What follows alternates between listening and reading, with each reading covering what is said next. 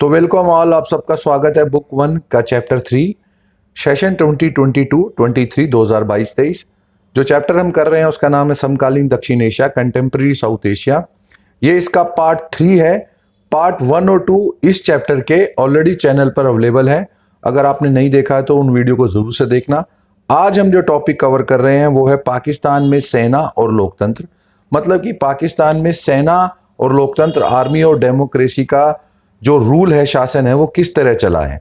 इस टॉपिक पर पहले भी 2 से 4 तक के नंबर के क्वेश्चन पहले भी आए हैं, 2 से 4 मार्क्स के क्वेश्चन आए हैं। हालांकि चांस है कि 6 का भी आ सके, लेकिन 2 से 4 तक के तो बहुत बार आए हैं। तो हम इस टॉपिक को इस तरह करेंगे कि 2, 4, 6 कितने भी मार्क्स का क्वेश्चन आ जाए, हम इसको इजिली कर सकें। तो जल्दी से स्टार्ट करते हैं आज का वीडियो और टॉपिक।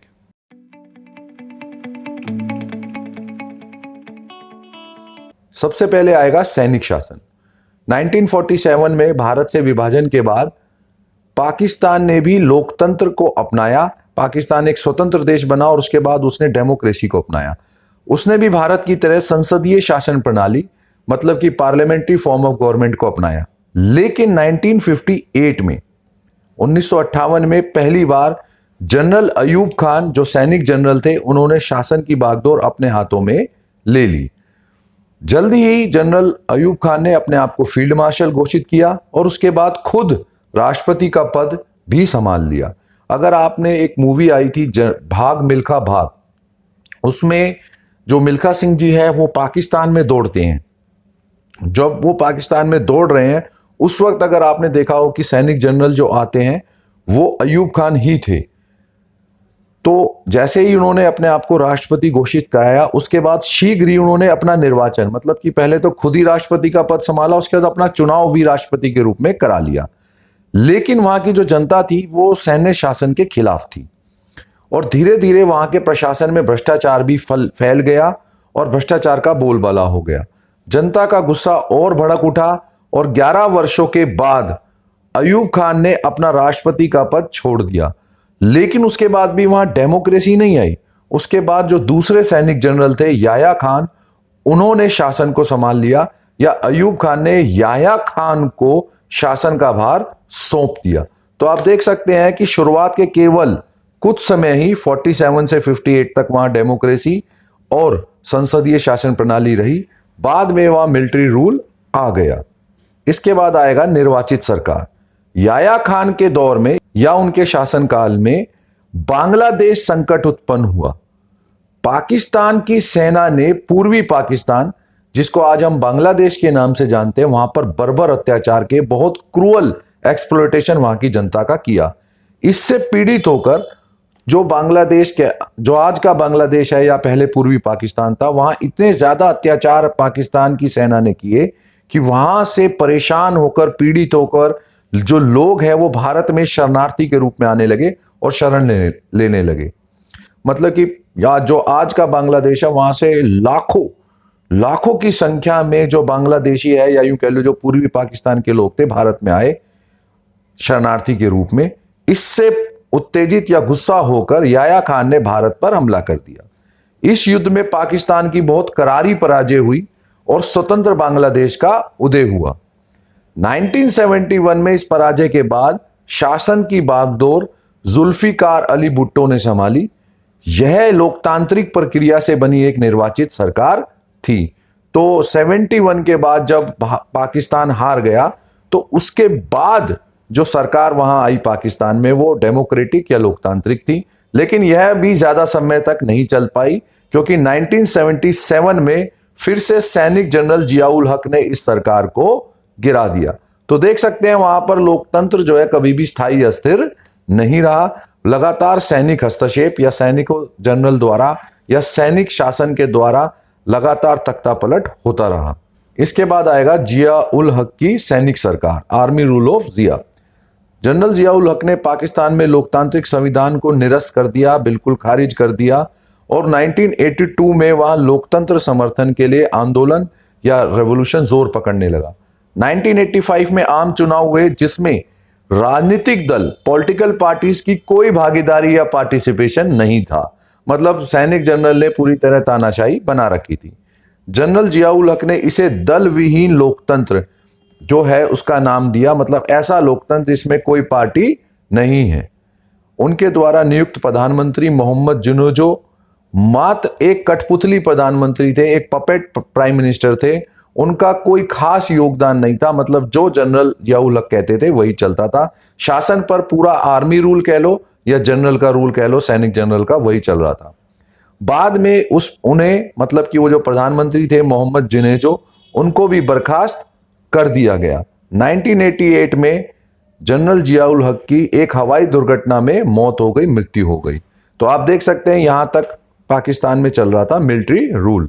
उनकी मृत्यु के बाद होती है लोकतंत्र की बहाली, रिस्टोरेशन ऑफ डेमोक्रेसी। जियाउल हक की मौत के बाद आम चुनावों में बेनजीर भुट्टो की पाकिस्तान में जीत होती है। उनकी पार्टी का नाम था पीपुल्स पार्टी या पीपल पार्टी।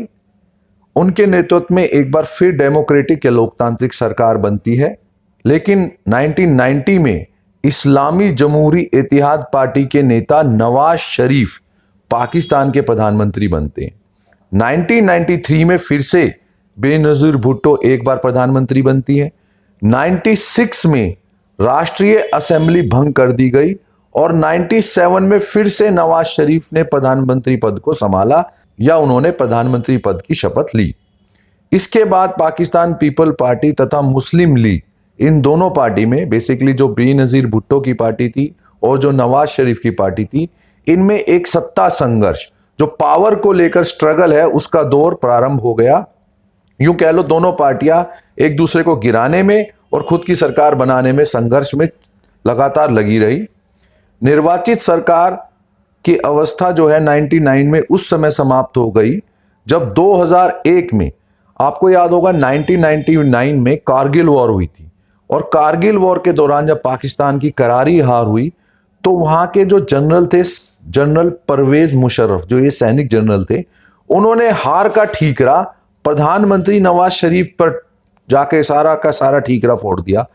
जो सैनिक जनरल थे परवेज मुशर्रफ, उनका कहना था पाकिस्तान ये जंग जीत जाता और पाकिस्तान के कब्जे में पूरा सियाचिन ग्लेशियर आ जाता और बाद में पाकिस्तान की सेना कश्मीर भी कब्जा लेती अगर नवाज शरीफ ने उनका साथ दिया होता, मतलब कि सेना का साथ दिया होता।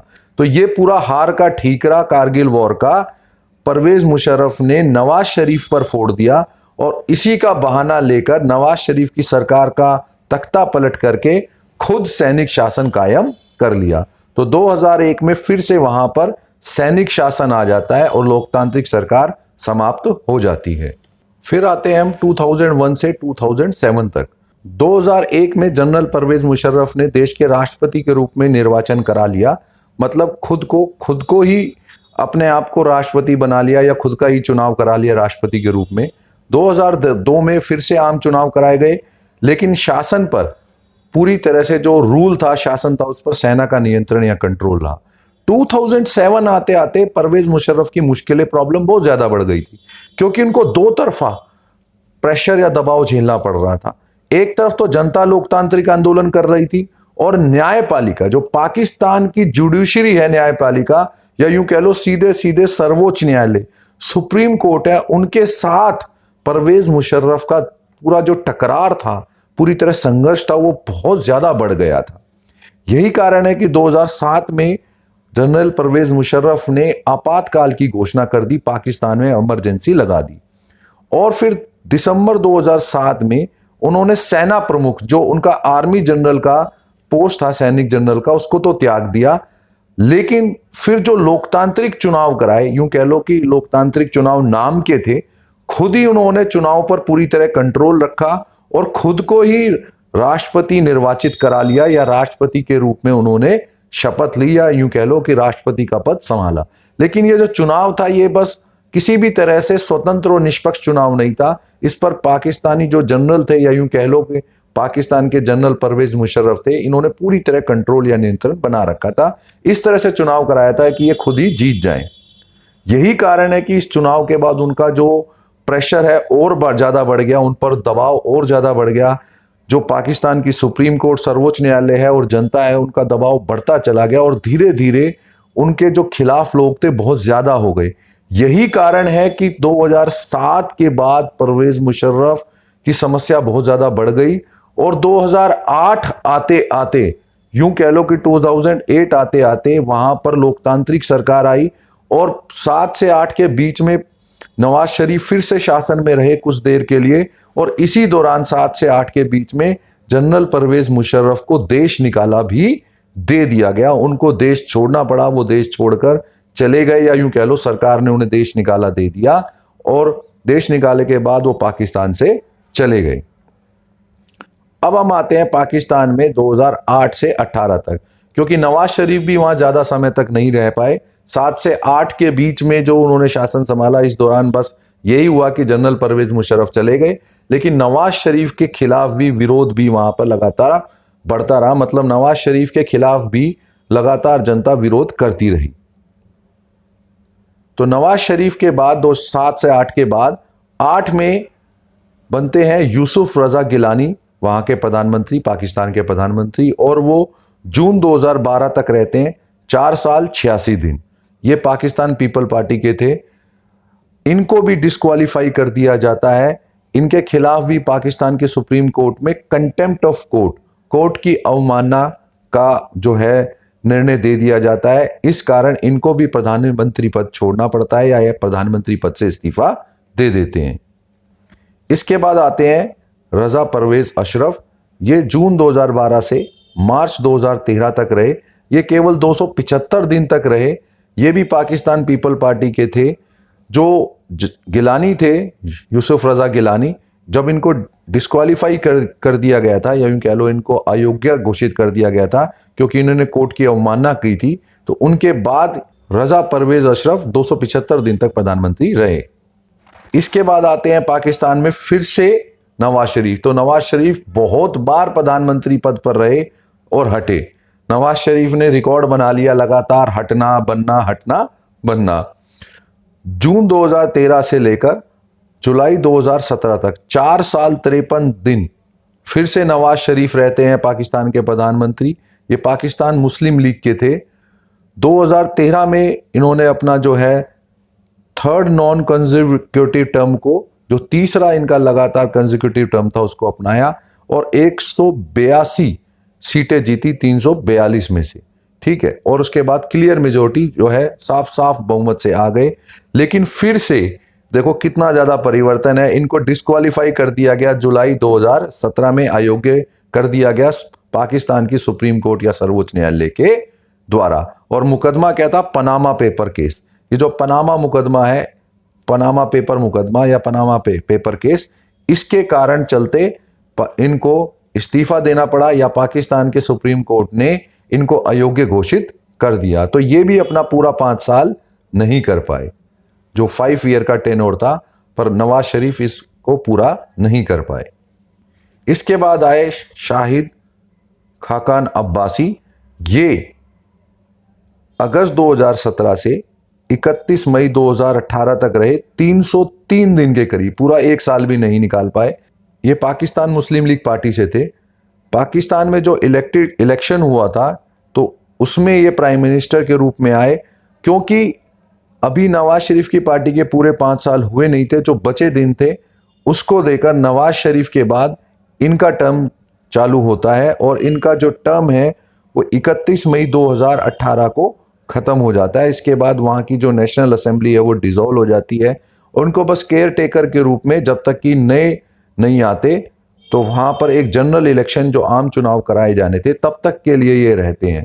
तो जो पाकिस्तान मुस्लिम लीग पार्टी थी, उसका देखो नवाज शरीफ के बाद जो बचा हुआ लगभग 1 साल था, यूं कह लो 303 दिन, उतने ही दिन ये संभालते हैं। और उसके बाद पाकिस्तान की जो नेशनल असेंबली है, राष्ट्रीय असेंबली, ये भंग हो जाती है और ये केवल केयर टेकर के रूप में गवर्नमेंट को संभाल रहे थे।